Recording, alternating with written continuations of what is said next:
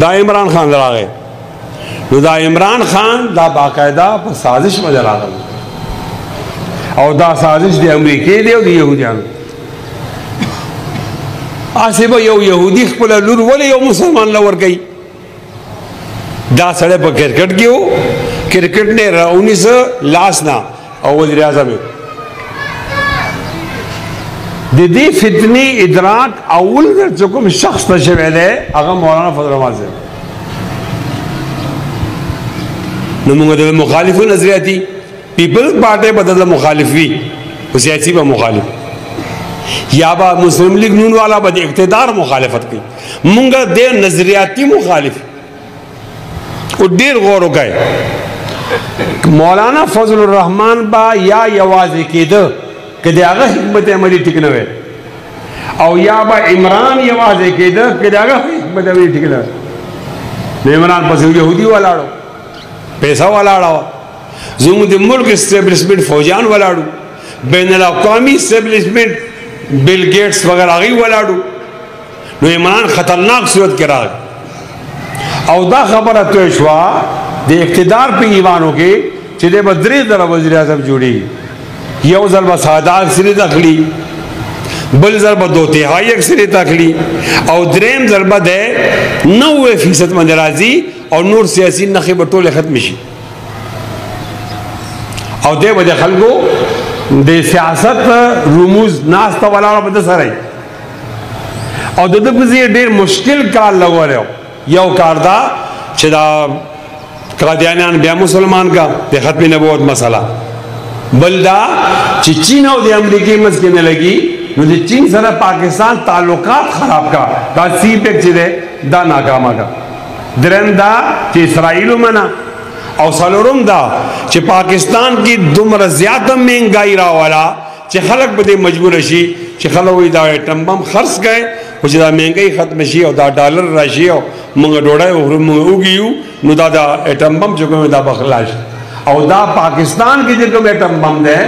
دا د دنیا واحد د اسلامي ملک ایټم بم دی نو خطرناک منصوبې باندې راغلی او د ټول باندې کار کړی دی ټول باندې لږ لږ کار کړی دی قادیانیانو باره کې ویل دي یو ځل ویل دي دا څنګه خبره ده چې یو سړی به نبي علیه السلام ته آخري نبي نه وایي او دی به کافري بیا چې خلکو ورته وایي دا تا ولې ویل دي نو دروغجن دی بنا ما او داسې ویل دي چې نه دی نشي کېدای مسلمان حالانکه هغه دې موجود دي خو یو داسې خبره کړه چې هغه انکار نشي کولی وی ولې قادیانیانو ته کافر وویلی شو قوم به د دې خبرې تپوس کوي قوم به د دې خبرې تپوس کوي د خپل په خبرو کې خپل اهدافو ته وړاندې کېده اسرائیل باره کې د دې پارټۍ خلکو چې اسرائیل منلو کې هېڅ قباحت نشته او دا خبره MNA کوي په قومي اسمبلی کې او چین چې کوم دا زموږ CPEC روان کړی دې منې د 14 انکار یې ولګولې او دا کار یې سوسترلي کې شامل کړ دغه دوران کې د هغې انجینرانو منې حمله وشوه او هغې کار بند او دا زمونږ چې کوم ایټم بم دی دته داسې لار جوړه کړه یو ملک نه قرضه واخیسته نو ګروي پر رهن کې وساته ایرپورټ او یو ملک نه واخیسته پر رهن کې ورک دا زمونږ CPEC او موټروي او دا زمونږ اساسي دا دې خبره ته جوړول شي او وخت راشي چې موږ خپل ایټمی پلان چې کومه دا موږ ختم قابل احترام سامعین وګورئ د دوه حکمت عملی ته وګورئ